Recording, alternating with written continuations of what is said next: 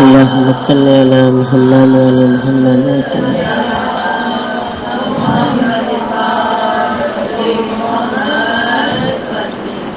برائے خوشنودی و تعجیل ظہور حضرت بقیت اللہ بآواز بلند نعرہ صلوات. اللهم صل على محمد وعلى محمد.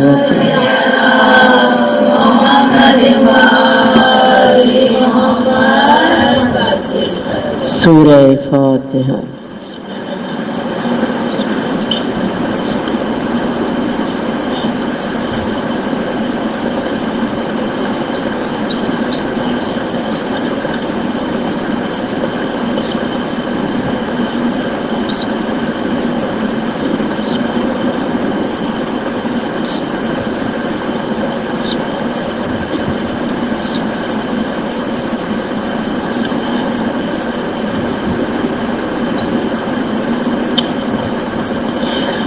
لا حول ولا قوة إلا بالله العلي العظيم. أعوذ بالله من الشيطان اللعين الرجيم. بسم الله الرحمن الرحيم. وبه نستعين وهو خير معين. الحمد لله الذي لا يبلغ مدحته القائلون ولا يحصي نعماءه الآدون ولا يؤدي حقه المجتهدون. الذي ليس لصفته حد محدود ولا نعت موجود ولا وقت معدود ولا أجل ممدود. فطر الخلائق بقدرته ونشر الرياح برحمته. والصلاة والسلام على أشرف الأنبياء والمرسلين شفيع المذنبين حبيبنا حبيب إله العالمين سيدنا ومولانا بالقاسم مصطفى محمد. اللهم صل على محمد وعلى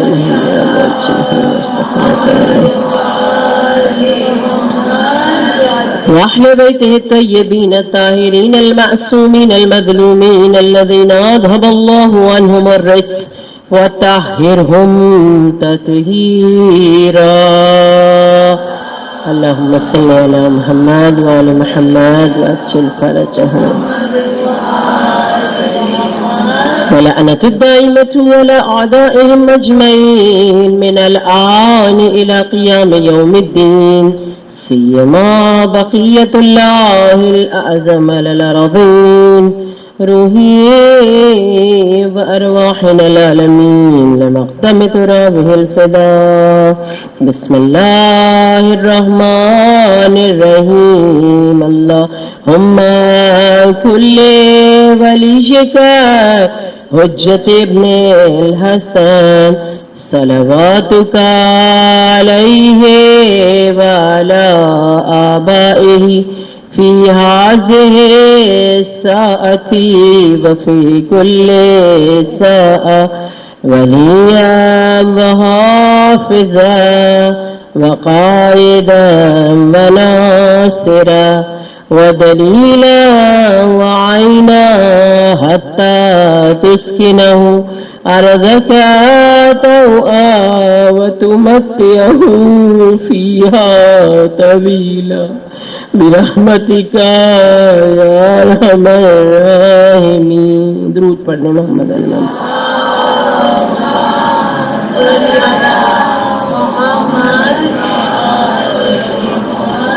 بسم اللہ الرحمن الرحیم. تمام تر تعریفیں تمام تر حمد و ثنا اسی ذات واجب کے لیے جو ہم سب کا پالنے والا ہم سب کا خالق و مالک ہے.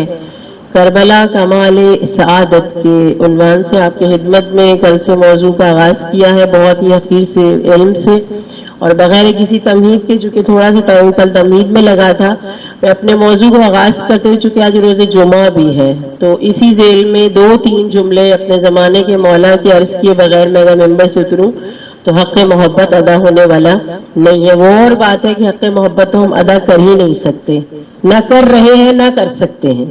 جیسے کہ ہم سب جانتے ہیں کہ کربلا کی جو کہہ لیں بنیاد ہے، حسینی قافلے کا جو کہہ لیں کمال ہے، وہ در حقیقت عشق توحید پر بنا ہے۔ اور جب ہم عشق توحید کی بات کرتے ہیں تو پروردگار عالم کے ناموں کو اور اس کے ذکر کو اور اس کی یاد کو جب اپنے دل میں شامل کرتے ہیں تو اس عشق کے سفر پہ روانہ ہونے کی فقط کوشش کرتے ہیں۔ اسی ذیل میں شرح اسماء الحسنہ سے ہی آقا یہ سید حسین حمدانی نے ایک روایت کو نقل کیا، معصوم کی بہت خوبصورت روایت کہ مولا فرماتے ہیں ان اللہ تسعتی و تسعین من احصاها دخل الجنہ، جو خدا کے 99 ناموں کو یاد کرتا ہے وہ داخل جنت ہو جائے گا۔ تو پتہ چلا کہ اللہ کے ناموں کو یاد کرنا ہی فقط داخل جنت کا سبب ہے، اس حسین کے فرش پہ کہ جس کے نور سے ہی جنت پیدا ہوئی ہے۔ آپ سب کو معلوم ہے نا حسین ابن علی کے نور سے جنت اور حوروں کو خلق کیا گیا ہے۔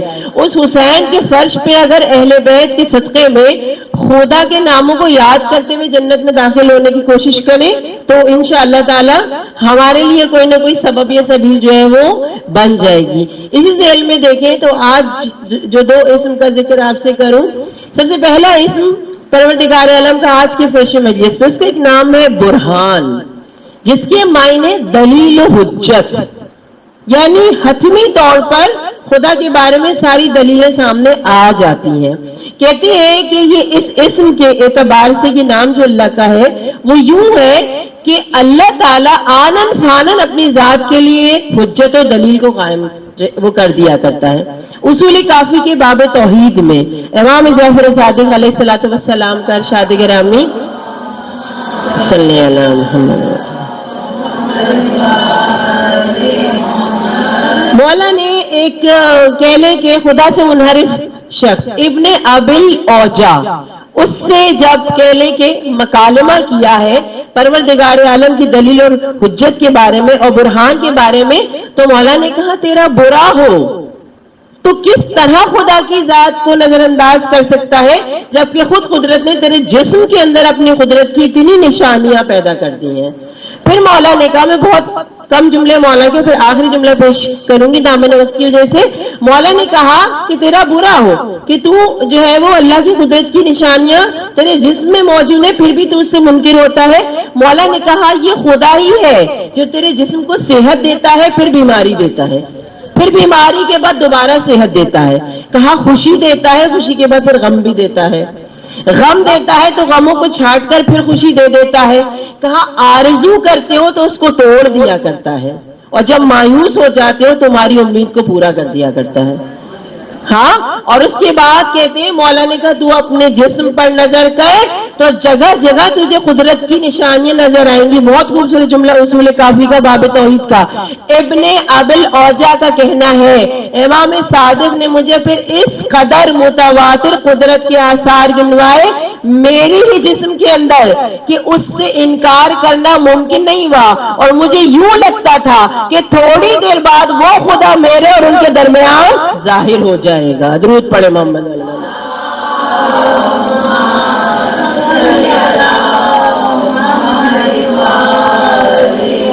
صحیح ہے، انسان جب خدا کو محسوس کرتا ہے، اہل بیت علیہ السلام نے جو محسوس کیا نا کلام نہج البلاغہ میں امیر المومنین، جب لوگوں نے پوچھا آپ نے خدا کو دیکھا ہے؟ کہا میں نے کوئی ایسی عبادت کی نہیں جس میں خدا کو دیکھا ہو۔ کہا اللہ توبہ اللہ توبہ، علی کہہ رہے ہیں خدا کو دیکھا۔ آپ سب جانتے ہی نہیں ایسے قریب ہو چکے اس کے دلیل و برہان کے سبب کہ خدا کو دیکھنے لگے ہیں جبکہ وہ دکھائی دیتا نہیں ہے۔ یقین کرے واقعی نا، ہم ایسے چلتے پھرتے تھے کسی دن فقط آئینے میں 10 منٹ اپنے آپ کو کھڑے ہو کے دیکھ لیں، جسم میں لرزہ طاری ہو جائے گا، پھر ہمیں اپنا آپ نہیں خدا یاد آنے لگے گا۔ یہ اس کی دیوی آنکھوں میں روشنی، یہ زبان میں دیوی قوت گویائی، ایک لمحے ابھی وہ چاہے تو میری زبان بند ہو جائے میں خاموش ہو جاؤں۔ تو بس عزیزان من ایک اس کا اسم ہے برہان، جسے مجھے اور آپ کو اس کو یاد کرنا چاہیے۔ اگلا اس کا اسم الباریو، خصوصیت کے ساتھ آج روز جمعہ تھا میں نے اس کو چنا کہ الباریو اس کا مطلب یہ ہے کہ یہ وجود کو جو ہے کسی بھی وجود کو زندگی بخشتا ہے۔ قرآن میں آپ سب کو معلوم ہے وَهُوَ الْخَالِقُ الْبَارِئُ کہ وہ ہے جس نے پیدا کیا اور چیزوں کو وجود دیا۔ شرح اسماء الحسنہ میں ہے کہ الباریو کا مطلب یہ ہے کہ اس اسم سے مراد یہ ہے کہ یہ نفوس میں وجود کو اتار دیتا ہے. پروردگار عالم نفوس میں وجود کو جو ہے وہ. اب اس کے بعد اگر ہم آج اس اسم کے بارے سے دیکھیں روز جمعہ ایک بہت ہی پہلے خوبصورت تحفہ مولا کی زبان سے میرے 8ویں مولا حضرت امام رضا علیہ السلام ارشاد فرماتے ہیں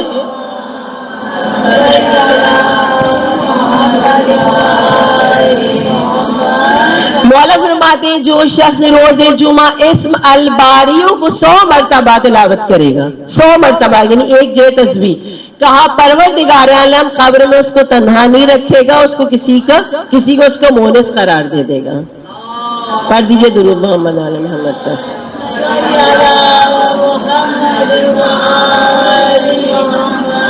تو پتہ چلا کہ پروردگار عالم کے اسم اس کا ذکر عشق توحید کا آغاز جو کربلا کے میدان میں کمال سعادت کا سبب بنا. یہی سبب اگر میں اور آپ لے کے چلیں انشاءاللہ تعالی تو ان اسماء کے ذریعے اور پھر وہ کہ جنہوں نے دعویٰ کیا نحن اسماء الحسنی ہم اللہ کے اسماء ہیں ان کی محبت میں جب چلیں گے تو انشاءاللہ تعالی کمال سعادت حاصل کر لیں گے. اگر ہم ظاہری اسماء کو دیکھتے ہیں تو ہمارا قبر میں فائدہ جیسا کہ میں نے آپ کو یہ حدیث پیش کی اور ان اسماء کے ساتھ اگر محبت کریں تو قبر میں بھی فائدہ اور قیامت میں بھی فائدہ. 2 روایتیں ذکر فضائل کے طور پر اور پیغام مجلس پہ چلی جاؤں میں. سب سے پہلی روایت کہتے ہیں امالی توسی میں بھی اس روایت کو لکھا گیا شرح حدیث قصہ میں بھی لکھا گیا کہ ایک روز جو رسول اللہ بیٹھے تھے رسول اللہ نے فرمایا کہ جب قیامت کا دن ہوگا تو ایسے میں جبریل ایک لوائل حمد یعنی پرچم لے کر آئیں گے. اس کے 1 نہیں 2 نہیں 70 پھریرے ہوں گے اور ان پھریروں کی وسعت اور چمک جو ہے وہ چاند اور سورج کی وسعت سے بھی زیادہ ہوگی. یعنی ایک پھریرا اس کی جو یعنی طول و عرض ہوگا وہ چاند اور سورج سے بھی زیادہ ہوگا اور اس کی چمک بھی بہت زیادہ ہوگی. پھر اس کے بعد جو ہے رسول اللہ نے کہا وہ علم علی کے ہاتھ میں دوں گا. ایسے میں کسی نے بے چین ہو کے پوچھا یا رسول اللہ علی اتنا بھاری علم کیسے اٹھائیں گے؟ 70 پھریرے 1 پھریرے کا طول و عرض چاند سورج کی طرح. کہا علی کس طرح؟ رسول اللہ نے غضبناک ہو کے کہا علی کو قیامت کے دن خدا جبریل کی طاقت دے گا یوسف کا حسن دے گا رضوان کا حلم دے گا داؤد کی آواز دے گا اور اس کے بعد پھر آخر میں جو میں آپ کو بتانا چاہ رہی ہوں اسماء حسنہ کے ساتھ مرتبط ہونے کا فائدہ. کہا آخر میں حدیث کا جملہ کہا کہ علی اور اس کے شیعہ ان مراتب پر ہوں گے کہ اولین آخرین ان پر رشک کریں گے. درود پڑھے محمد علی محمد پر.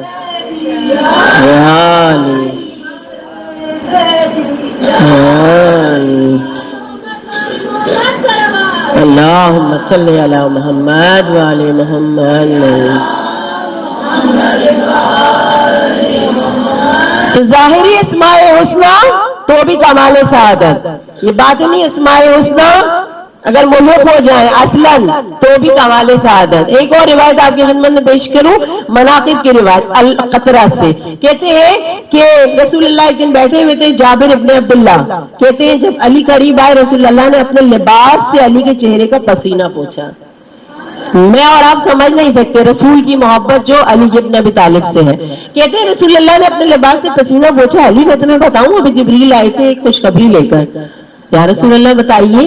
کہا جب قیامت کا دن ہوگا نا تو جنت میں ایک چشمہ ہے کہ جس کا نام تسنیم ہے جس سے 2 ایسی نہریں جاری ہوں گی کہ جس میں دنیا کی ساری کشتیاں لا دی جائیں تو بھی وہ چھوٹی نہیں پڑے گی. پھر رسول نے کہا ان دریاؤں کے کنارے جو درخت ہوں گے ان کی شاخیں تازہ مروارید و مرجان کی ہوں گی ان کے پتے زعفران کے ہوں گے. پھر کہا ان درختوں کے نیچے نور کے تختے لگے ہوں گے اور ان تختوں پہ جو افراد بیٹھے ہوں گے ان کی پیشانی پہ نور سے لکھا ہوگا یہ حیدر کرار کے چاہنے والے ہیں. درود پڑھے محمد والے محمد پر.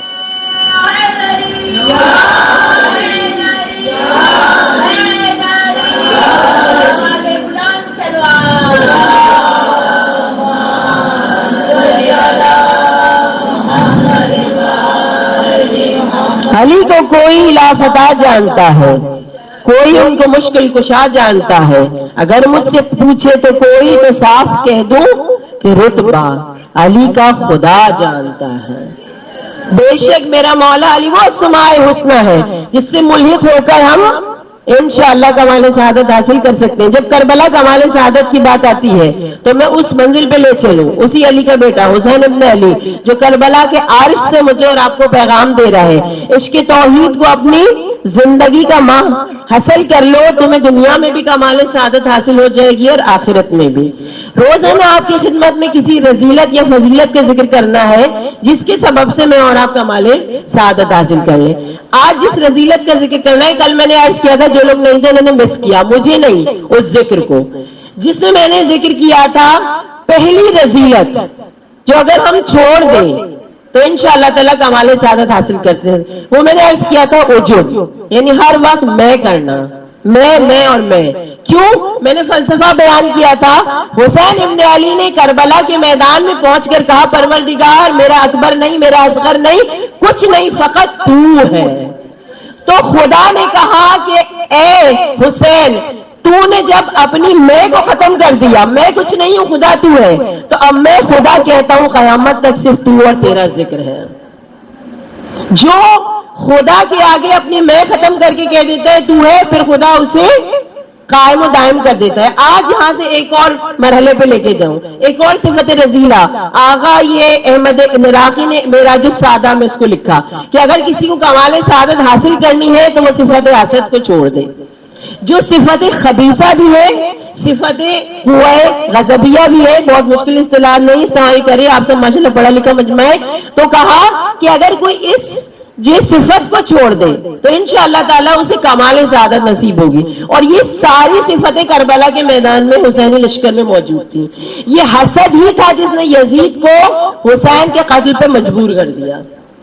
حسین کو صرف خدا سے عشق تھا, لہذا سلطنت مدینہ سب چھوڑ کر کربلا کے میدان میں آ گئے. عزیزان من, حسد وہ رذیلت ہے اور اتنی بدترین رذیلت ہے جس میں انسان یہ سوچتا ہے کہ کسی کو جو بھی نعمت ملی ہے وہ اس سے چھن جائے اور اس چیز کی آرزو کرتا ہے کہ اس کے پاس سے وہ نعمت ختم ہو جائے. اب سنتی جائیے, آیت اللہ احمد نراقی نے اس کو درجہ بدرجہ لکھا ہے. سب سے پہلی بات, جو حسد کرتا ہے اسے حاسد کہتے ہیں, جس سے حسد کیا جائے اسے محسود کہتے ہیں, یعنی جس سے حسد کیا جا رہا ہے. کہتے ہیں جب حاسد حسد کرتا ہے تو محسود کے درجات خدا بلند کر دیتا ہے. کیا بات ہے بھائی, یعنی اگر آپ سے کوئی حسد کر رہا ہے تو آپ کے درجے بلند ہو جائیں گے, اور کیا ہوگا, حاسد کے درجے یقیناً کم ہو جائیں گے. اچھا, پھر اس کے بعد کہا کہ سب سے بڑا مسئلہ یہ ہے کہ جب حاسد حسد کرتا ہے تو محسود سے پہلے خود اس کو ضرر پہنچ جاتا ہے, یعنی وہ چاہتا ہوتا ہے نا محسود کو ضرر پہنچے.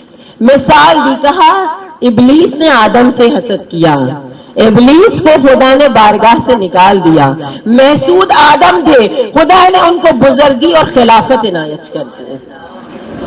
تو پتا چلا کہ ضرر کس کو پہنچ جاتا ہے, حاسد کو. اب آ جائیے بہت ہی یعنی دقیق ترین نقطہ, فرماتے ہیں جو حسد کرتا ہے در حقیقت وہ اس سے نہیں خدا سے براہ راست جنگ کرتا ہے, کیونکہ خدا نے کسی کو اپنی مشیت اور ارادے سے نعمت دی ہوئی ہوتی ہے. جب حسد کرنے والا حسد کرتا ہے تو گویا وہ اللہ سے جنگ کرتا ہے. نعوذ باللہ وہ اللہ کو جاہل بھی جانتا ہے, نعوذ باللہ وہ اللہ کے ارادے اور مشیت میں نقص نکالتا ہے کہ اس کو یہ نعمت کیوں مل گئی.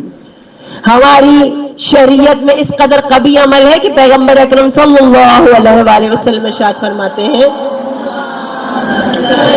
محمد والے محمد, رسول فرماتے ہیں یہ کہنا بہت آسان ہے, اس کو اگر دقت سے سوچے گا, حسد ہمارے اعمال کو ایسے جلا دیتا ہے جیسے آگ جو لکڑی کو جلا دیتی ہے. اور بہت سے اصول کافی کی روایتوں میں اعمال کی جگہ ایمان بھی لکھا ہوا ہے. تو پتہ چلا کہ فقط یہی نہیں بلکہ ایمان اور عمل سب خراب ہو جاتے ہیں.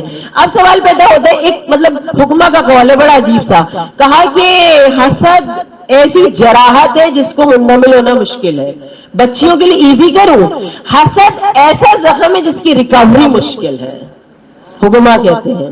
اور اس کے بعد ایک مزے کی بات جو مجھے بڑی اچھی لگی اور میں نے مجلس میں شامل کرنا چاہیے, حسد صرف روحانی مرض نہیں ہے, جسم کو بھی نقصان پہنچاتا ہے. اور یہ میں اپنے طور پہ نہیں کہہ رہی، کلام نہج البلاغہ کا کلمات قصار پیش کر رہی ہوں۔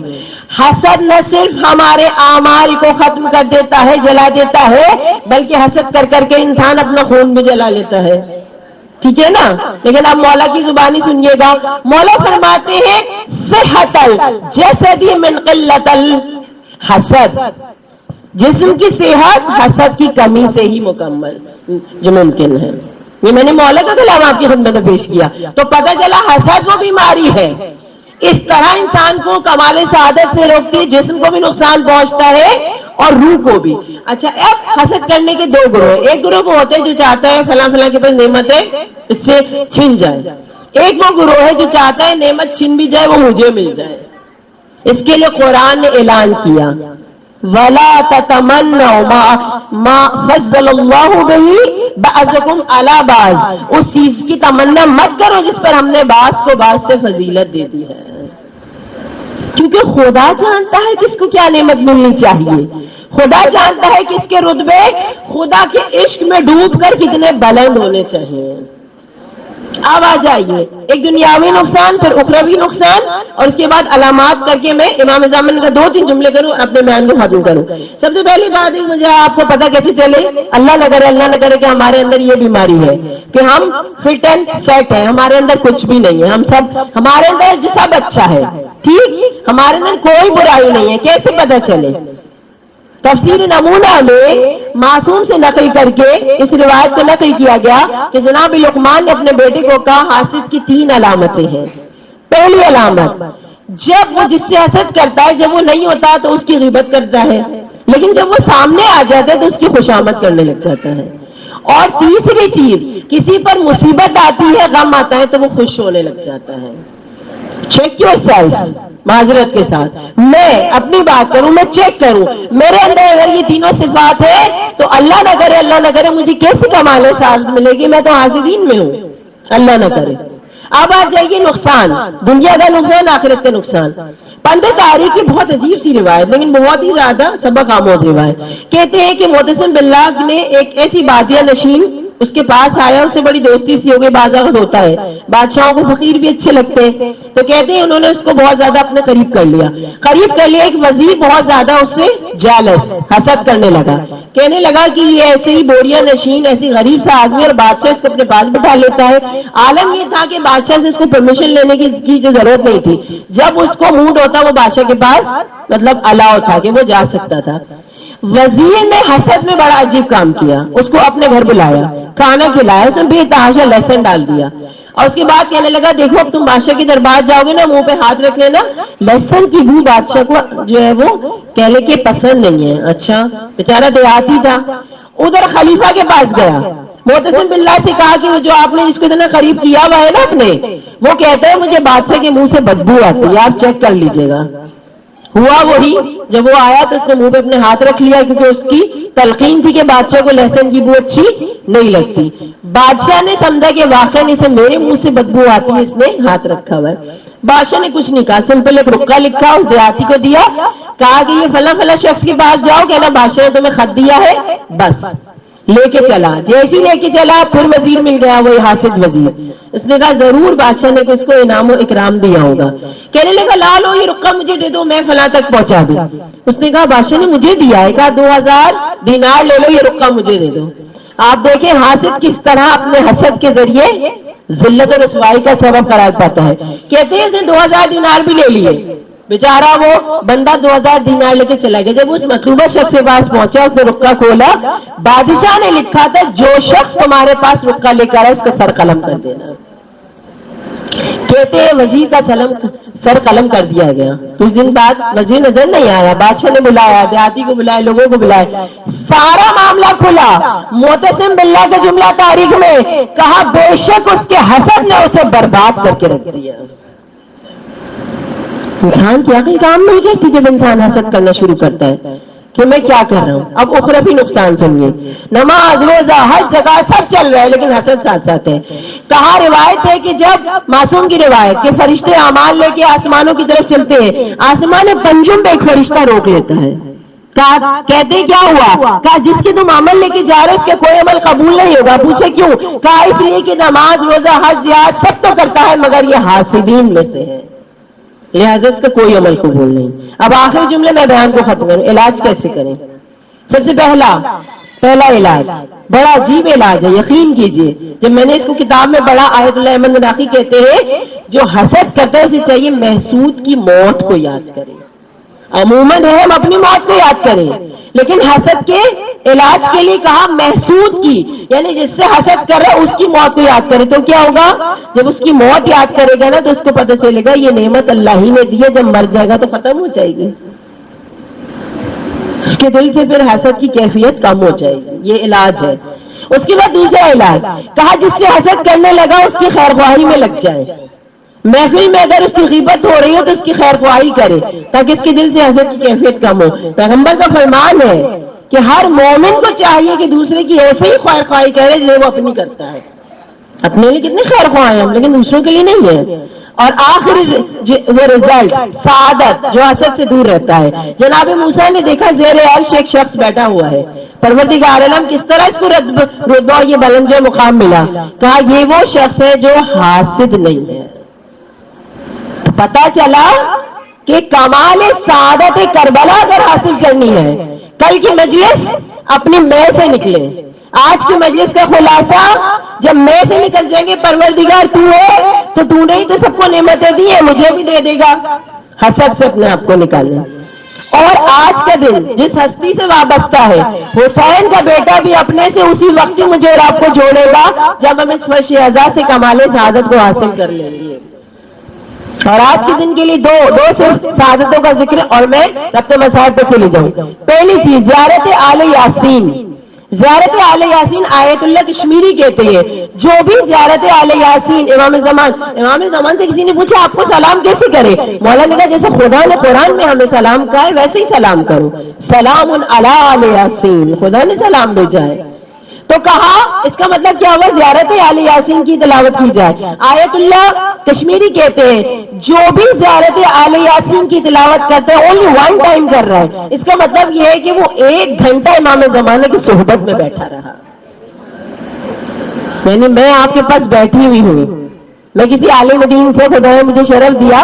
ایک سال میں نجف گئی تو آیت اللہ سیستانی کے گھر پہ ہمارے جانا ہوا. خوشی سے ہمارا ہار جو برا تھا. آیت اللہ سیستانی کے گھر ہم پہنچے ہوئے تھے اور آیت اللہ سیستانی سے جب ملاقات ہوئی ان کو روبرو دیکھا اور ان کے سامنے سے گزرے، ایک عجیب کیفیت تھی. وہ آیت اللہ سیستانی کا مولا ہے جس کے لیے کہا جا رہا ہے کہ اگر زیارت آل یاسین پڑھ لو وہ 1 گھنٹے تم امام زمان کے ساتھ بیٹھے رہے. یہ کمال سعادت ہے. خدا سے دعا ہے آج کے دن خدا آپ سب کو مجھے مسجد جمکران جانا نصیب فرمائے. کسی نے مسجد جمکران کے لیے جب پوچھا تو کہا کہ ایک نماز امام زمانہ، تو اس کی وجہ سے آپ کی خدمت میں یہ مسجد جمکران کا ذکر کر رہی ہوں. آپ ابھی نہیں بھی جائیں تو نماز امام زمانہ کو اپنے ساتھ جو ملک رکھے. نماز امام زمانہ وہی 100 دفعہ ایاک نعبد و ایاک نستعین والی مولا طلب کرتے ہیں. ابھی آگے کی مجلسوں میں مولا کا ذکر ہے انشاءاللہ تعالی. مولا کہتے ہیں مجھ سے مانگو، مجھ سے بات کرو. میں نے کل بھی عرض کیا غیبت بجائے دوسروں سے کرنے سے مولا سے شکایت کر دے. مولا فلاں نے میرے ساتھ ایسا کیا، مولا آپ میرے دل کو سکون دیجیے اور مجھے اس کی توفیق دیجیے جو آپ مجھ سے چاہتے ہیں. میں اپنی مرضی سے نہیں چلوں. اللہم صلی علی محمد و علی محمد.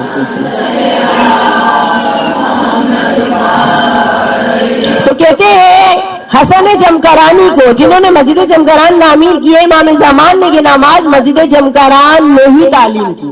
آیت اللہ مہرشی نجفی کہتے ہیں میں نے کئی دفعہ امام زمان سے وہاں ملاقات کی. آیت اللہ بہجے سے جب مسجد جمکران کے بارے میں پوچھا گیا، آج روز جمعہ تھا، میرا دل چاہا میں اپنے مولا کا ذکر ان الفاظ میں ضرور کرتے ہوئے مساجد پہ جاؤں. کہتے ہیں کہ ان سے جب پوچھا کہ مسجد جمکران کے بارے میں آپ کیا کہتے ہیں، انہوں نے اتنا خوبصورت جملہ کہا میں یہاں پیرہن یوسف کی خوشبو کو محسوس کرتا ہوں. ریزن دے دو بچیوں کے لیے معلومات کے لیے. حضرت یوسف کے لباس سے امام زمان کا کیا تعلق؟ کہا کہ جب حضرت یوسف کا کرتا ان کے بھائی خون میں لگا کر لائے کہ اس کو بھیڑیا کھا گیا، وہ کرتا لے کے جناب یعقوب جب تک دوبارہ ملاقات نہیں ہوئی ان کے لیے روتے تھے، یاد کرتے تھے. پھر جب جناب یوسف مصر کے بادشاہ ہوئے اور بھائیوں سے ساری ملاقات ہو گئی، اور اس کے بعد جب ان کا کرتا لایا گیا جناب یعقوب کے پاس، کہا بہت دور تھے ابھی مسافر، مگر یعقوب نے ایک مرتبہ خوشی سے اپنے آپ کو کہنے بیدار کیا اور کہا کہ میں یوسف پیراہن کی خوشبو محسوس کر رہا ہوں۔ آج مکیال المکارم میں لکھا ہے، کسی نے امام صادق سے پوچھا کہ حضرت یوسف کا پیراہن کہاں ہے؟ کہاں وہ حضرت خلیل کا پیراہن تھا جو انہیں خدا نے آگ جب گلزار ہوئی ہے اس وقت پہننے کو دیا تھا، بڑا متبرک کرتا ہے وہ، حضرت خلیل سے پھر حضرت یعقوب پھر حضرت یوسف تک پہنچا، کہا آج وہ کرتا میرے قائم کے پاس موجود ہے۔ درود پڑھے محمد علیہ وسلم۔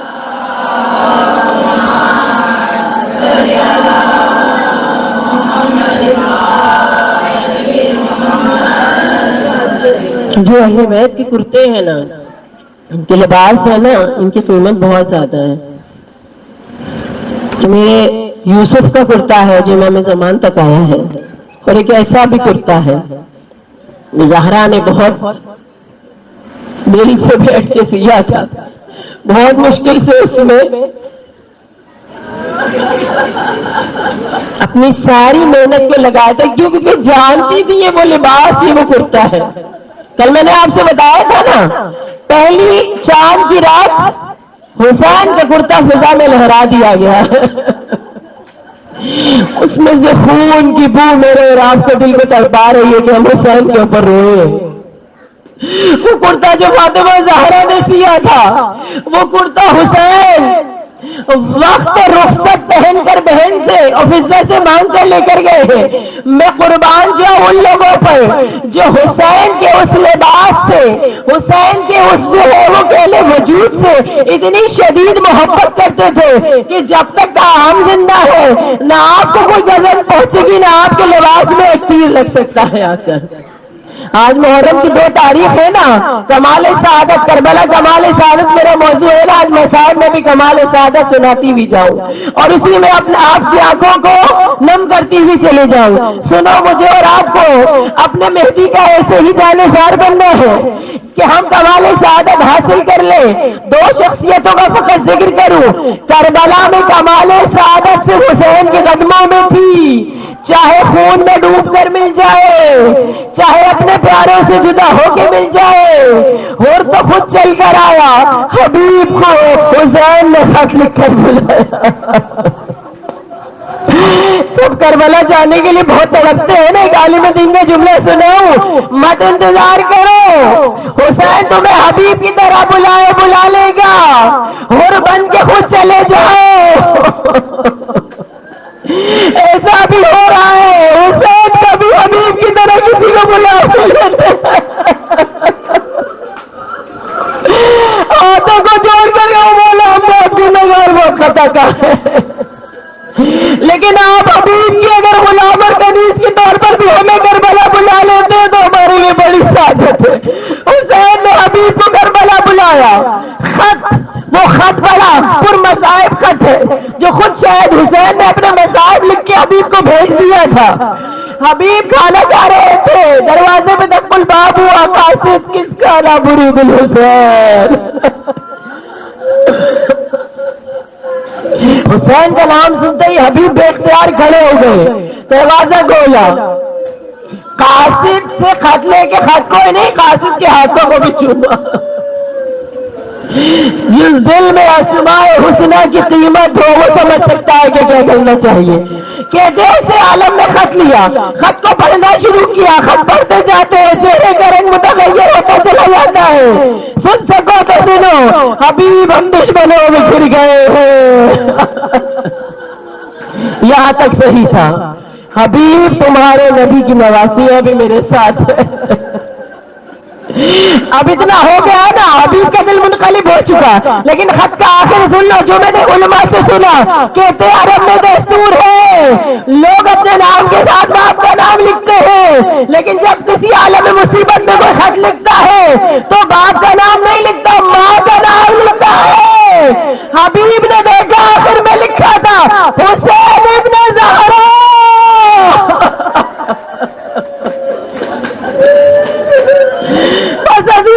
حبیب جب کربلا پہنچے ہیں، کوفے کی لیے، اور جب شور و غلغلہ ہوا، حبیب آیا، حبیب آیا، زینب نے طرف کی کہا جاؤ نا محمد جاؤ، کہنا مامو ہمارا سلام، فضا جاؤ کہنا زینب کا سلام. حبیب نے خاص سر پہ ڈالی، کہا کیا وقت آ گیا نبی کی نوازیاں مجھے دل کو سلام. ایک جملہ سن لو بس اپنے بیان کو ختم کروں. سعید بن عبداللہ کس طرح سعادت پایا؟ اول وقت نماز پڑھنے کا شوقین، زہر کی نماز کا وقت ہوا، مولا دینا رہے میں آپ کے آگے کھڑا رہوں گا. کمال سعادت سننا، روایت کے جملے ہیں، مولا نے سعید سے وقت نظر کہا تھا تم جنت میں بھی میرے آگے آگے ہو گئے. حبیب ظہر کی نماز میں سعید امام حسین کے آگے کھڑے ہیں، بس تیر پہ تیر آئے، سعید برداشت کرتے جا رہے ہیں، حسین کی نماز ابھی جاری ہے. سنیے علماء کہتے ہیں، روایتوں میں لکھا ہے سعید کی دعا، پروردگارا میرے اندر جب تک سانس رکھنا جب تک حسین کی نماز ختم نہ ہو جائے. کاش یہ حب امام وقت ہمارے دلوں میں سما جائے. کہتے ہیں علماء کہتے بس آخری دو تین جملے ختم کر کے رونے میں مولا کی مظلومیت سے کہتے حسین نے کہا السلام علیکم ورحمۃ اللہ. سعید نے آغوش حسین نے گر کے کہا السلام علیکم یا ابا عبداللہ. اے میرے سعید تم نے مجھ پر جان نثار کی، اے میرے سعید تم میرے جنت میں آگے آگے ہو گئے. بس آخری جملہ مجلس تمام. سعید مولا میرا دم نکل رہا ہے، سعید خواہ کے کربلا پہ لیتے ہیں، مولا آپ میرے پاس ہیں. مولا میرے سرہانے کون ہے؟ مجھے لگ رہا ہے کوئی موجود ہے. سعید میرے نانا رسول اللہ تمہیں لینے کے لیے آ گئے. بس ماتم کر لینا آخری جملے پہ، سعید تمہیں میرے نانا لینے آ گئے. آقا میرے دائیں بائیں بھی لگتا ہے کوئی ہے. سعید میرے بابا علی مرتضیٰ میرے بھائی حسن تمہیں لینے کے لیے آئے. ایک مرتبہ سعید نے کہا مولا میرے پیر